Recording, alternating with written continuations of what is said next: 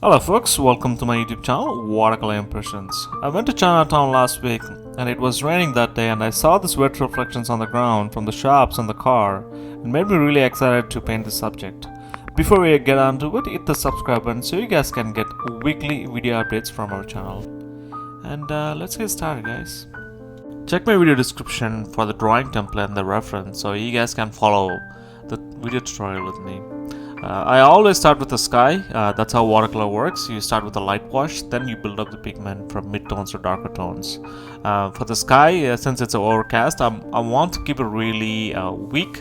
And what I mean by that is lighter value, not that much color variations. I want to be muted. But you could see I'm kind of introducing a lot of cool colors at the top. But as it goes to the distance, I'm going to introduce a little bit of a stronger value because I want to create a gradient in distance. For that, I'm using Cerulean Blue, Winsor Violet, and a little bit of Umber there. I'm mixing a little bit of colors there just to have a little bit of color variations in the distance. You can see I also flipped my watercolor block because sometimes what happens if you put a paint there and it stays there and it leaves ugly marks in the watercolor paper. So once you flip it, so it blends and it gives like a lot of different variations of colors and edges in our painting. So at the top, I'm also want to introduce a little bit of cool colors in there. So I'm using Cobalt Blue for it. Let's start the midground building. For the midground building, I'm going to be using cadmium orange, a little bit of burnt hammer because I want to get this warmth building in there.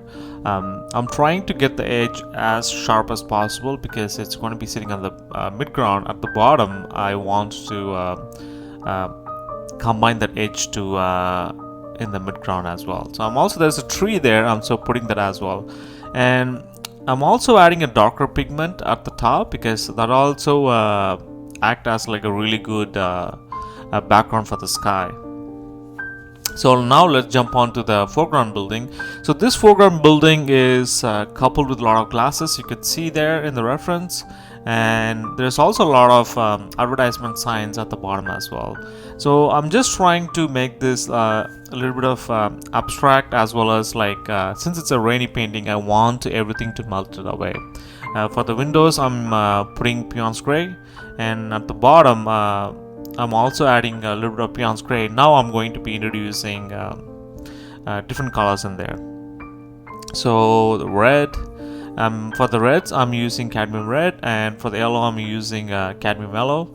You could also use yellow ochre if you want as well. And there's also a little bit of green there. For the green, I don't have on a green tube, so I'm using French Ultramarine blue, or you can use Cerulean blue and cadmium orange in it. And there's also a darker pigment at the bottom, and I also want to create a gradient from top to bottom because I don't want to have a flat shape in the midground building. This thing going to be a big wash, so for this I'm using cadmium red and a little bit of burnt sienna in it. So what I'm trying to do is I flip the canvas. I'm throwing in the colors from the foreground to the background. And I'm also leaving some eyelets for the lights which is in the foreground. I'm trying to bring this painting all the way to the background. I just want this to be as a single shape. But as it goes to the distance, I want to soften the images, soften the painting as well. Because since it goes in the distance, I want some blurry edges as well.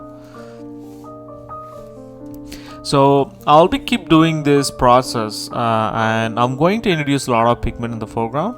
In the midground, I'm going to keep it as light as possible because I'm not going to do anything there. Because things in the foreground have a brighter values and darker values than things go in distance and get desaturated as it goes. I'm also introducing a little bit of a darker pigment at the bottom as well because that also gives a little bit of a gradient in our painting, and that also looks good, and it also gives illumination of light in our painting as well. Since I have a Payne's gray in my painting, as you can see, as soon as we added it, there's a little bit of perspective happening. So I'm going to use a clean brush. I'm taking away paint from what we did. So this will help me to put lights, windows, and whatever I can do it. And this is an easy process to do. You can also put like clean water there too. So you can see I'm introducing a little bit of lights in there. It doesn't make sense now, but once we add the road and the reflection, it will make sense. For the lights, I'm using yellow ochre and a little bit of cadmium orange, or else you can use cadmium orange, cadmium yellow, and a little bit of white paint in it. And there is also a Scotia Bank symbol. There's a sign happening, so I'm adding red for it. I feel like it will dry really pale, but like I will introduce a little bit of pigment later as well. Before it dries out, I'm trying to introduce a little bit of darker values here and there.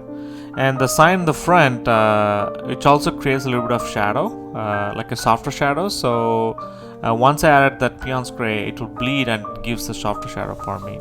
Since I have the Payne's gray in my brush, so I'm also adding, wherever I can see it. So now I'm rotating the block again. So now I'm going to be introducing a little bit of darker pigment at the bottom, because I want to create a little bit of gradient from top to bottom. And I'm also trying to soften the edge, because once we add the road, I want to have a nicer transition from the road to the buildings. So I'm trying to add the details. I'm keep building it. So watercolor is kind of like a dominoes, where you play one by one, and it also it's kind of like you have to have a lot of patience once you build the pigments, because you start with a light wash, then you go with the mid-tones, then the darker tones. Let's focus on adding some details on the mid-ground first. So let's start with the car. For the mid-ground car, I just created a mark with a lighter tone, and it looked pretty good. So let's focus on the car in the foreground. For the car in the foreground, I want the viewer's attention to go to that car and the cyclist who is on the left of the car. So I'm introducing a red car, so I'm going to be introducing a blue car as well at the back, and there's also another kind of like a SUV there, so I'm going to be introducing a little bit of Payne's gray there, because I'm adding a lot of cars because I want to create a lot of reflections on the ground. So because that's the whole painting is about, like the wet reflections on the foreground is our focal point on the cyclist. So I'll start with the cyclist later, but first I want to see where the cars are, so I just marking it to see like where the car sits. So I'm adding the windshields now. For the windshields, you can add anything you want, because literally the windshields are the clouds which are reflecting on the glass. So whatever the sky color is, you can do it. But I'm going to be doing a little bit of a darker value, because we want to have a contrast. So if you put a light, so it will look really good on the cars. So for the darker reflections for the windscreen, I'm using Payne's gray, so I'm not using any other colors. Sometimes you could use Cerulean and a little bit of Payne's gray in it. That will look pretty good too, or you can use Cobalt Blue as well. Let's jump on to add some details on the foreground, because I'm going to be introducing a lot of details in the foreground. So since there's windows, I'm introducing a little bit of value there, and as I said, it will get lighter in the foreground, so I'm introducing a little bit of details there, because I want the light to pop up more. So once you add like a little bit of darker value, the light will pop up more. So I'll slowly build up the details from the foreground to the midground to the background. I thought of leaving this buildings in the foreground to the background as a simple shape, but vanity prevents it. As an artist, I always like putting details, and why not? So but I want to keep the details to minimal, because I want the foreground building have to have a lot of details, and the rest I'll keep it to minimal. And there's also a lot of signs from the shops and everything. I added that as well. And any paint I'm adding like as a light, I'm just adding a little bit of white paint so that it pops more in the midground and the background. You can see I'm literally using a white paint to bring some of the highlights back. So you can see I'm also trying to soften the edge and trying to create a little bit of color variations in the midground as well. And I'm trying to get some shapes, and I'm also it also blends with the sky, our building, so I want to introduce a little bit of details at the top of the buildings. And you can see I'm also adding some details as well. This is to separate the planes from the foreground to the midground to the background. Sometimes, you know, that's all you need to separate the planes, because once we add the buildings as it is, it didn't have like, you know, different kind of buildings, but as soon as we added some planes, you know, it kind of shows that there is like a lot of things happening. The details I add like at the top of the buildings, it just to work against the sky, and I also have like a little bit of darker value there so that it looks really good. And you can see I also created a plane change from the foreground to the midground building, so it looks like there's two different buildings now. Let's add some figures in our painting. The first person I'm going to add is our major figure in our painting, the cyclist who is like, say, who is next to the car. Once I added him, I want to add another cyclist as well on the right hand side, and he does exist in the reference picture, but I did really have a hard time doing the guy who is on the right hand side. But the major figure came out pretty good, and whenever I do things like this, I try to see everything as a shape than a person or a cycle or objects or anything like that. And I also am adding a couple of figures who is on the left hand side in the building, so they will also act as a good scale for our painting as well, and it also creates a little bit of perspective in our painting as well.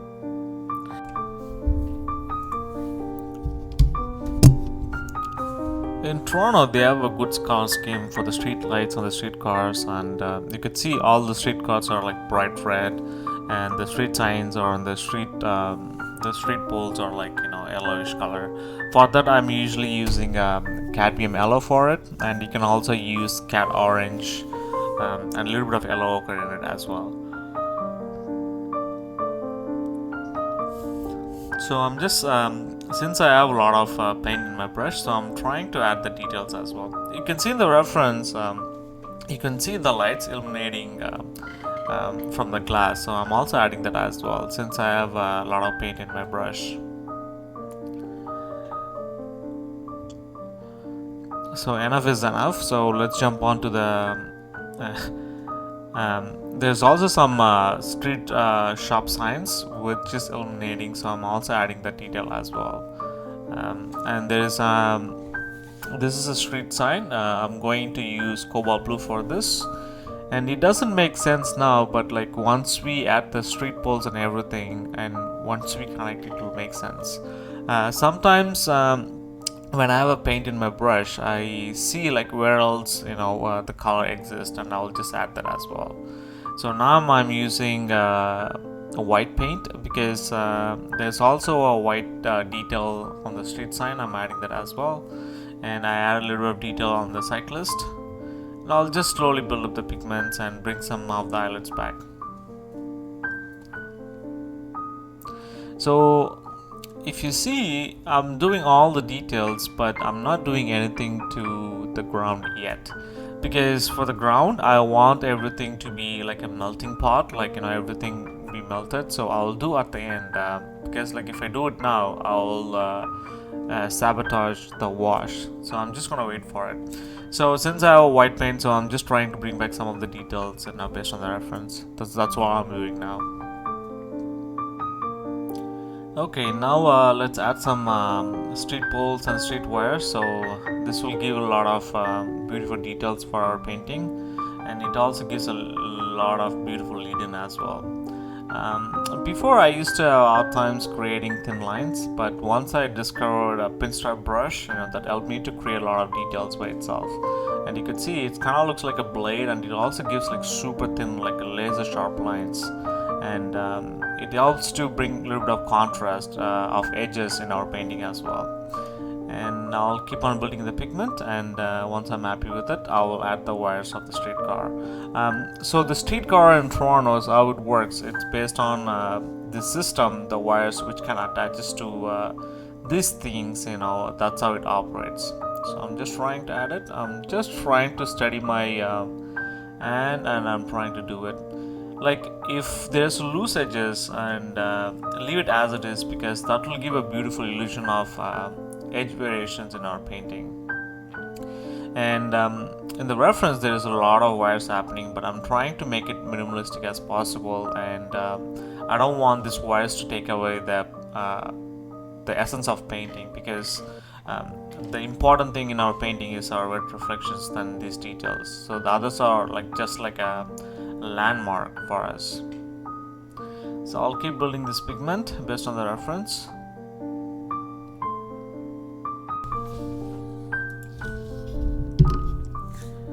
And now everybody is excited for this bit. So I'll start with the mid-crown. So I want to use as much as water in my brush, because I want to have a glow in the mid-crown. But as it comes to the foreground, I'm going to be introducing a little bit of darker pigment. You could see as soon as I added this pigments, and all the things what we painted melts by itself. That's the beautiful thing about watercolors. It does what it does, it paints by itself. So before it dries out, I'm going to be introducing a lot of different colors as well. And you could see the building in the foreground, it's reflecting on the ground, reflecting on the ground. So I'm going to be introducing that as well. You could see either side, I'm also introducing a little bit of color variations as well. And there's also the cars and the person and the street poles, and I'm also adding darker value using a little bit of burnt amber and a little bit of sepia as well. And as it comes to the foreground, I'm introducing a little bit of a darker pigment, and I'm also flipping my water block, because once I put a darker pigment, it just goes in the foreground and the mid-ground and makes beautiful texture variation in our painting. We are almost at the end of our painting. Make sure to leave some lights coming through when you do reflections. So I can see like I'm adding that yellow reflections on the foreground on the left hand side on the ground. Now I'm introducing the lights on the foreground from the cars. You can see for that I'm using cadmium orange, cadmium yellow, and a little bit of white paint in it to get some lighter value in our painting. I don't want to go overboard with it, but like I'll slowly build the pigment as well. Sometimes watercolor gets dry and get light. So once I get dried, I will do another layer as well. So now I'm introducing the red. You can see the red got like super dull in the foreground, so I introduced using cadmium red. As soon as we added that, you could see that building came in the front right away. So I have now I'll just add the white paint. So I take the white paint, you could use gouache or you can use Chinese white to bring back some of the highlights. I also had a little bit of details from the car as well, and there's also the street lights. I also add that as well. So this one you can keep on adding until you are happy with it, but don't go overboard with this. Sometimes personally I also get overboard with it as well. And there's also a Scotiabank sign, I added that as well. And there's also a detail, usually the writings are white in the signal. I also added that, and I also brought back some of the highlights on the cyclist. Let's add some more details before we call it done. There's also a lot of track details on the ground, so I'm going to be introducing that as well. I don't have to add everything, but I'll just use something that kind of takes us and lead us into the painting using directional lines. As I said, watercolors get dry and light sometimes, so I'm trying to bring back the lights which is in the foreground and from the car reflections as well. As soon as we added that, you could see that popped up in our painting. And the midground building, it also have another shape. I want to bring that plane, and it also act as a really good lead-in for foreground building as well. And that's it, folks. We're end of our painting journey. Now it's your turn to take my reference and drawing template, and let's see what you can come up with. And once you're done, and share it with me. Thanks again for watching this wet painting video tutorial with me. Let me know what you learned from this video and what's your favorite color in this painting. If you want me to cover any other subjects, write me at watercolorimpressions@gmail.com. If you have any other questions, and comment below. before you go, hit the subscribe button so you guys can get weekly video update from our channel. And please do share with your friends and family. And good luck with your painting, folks.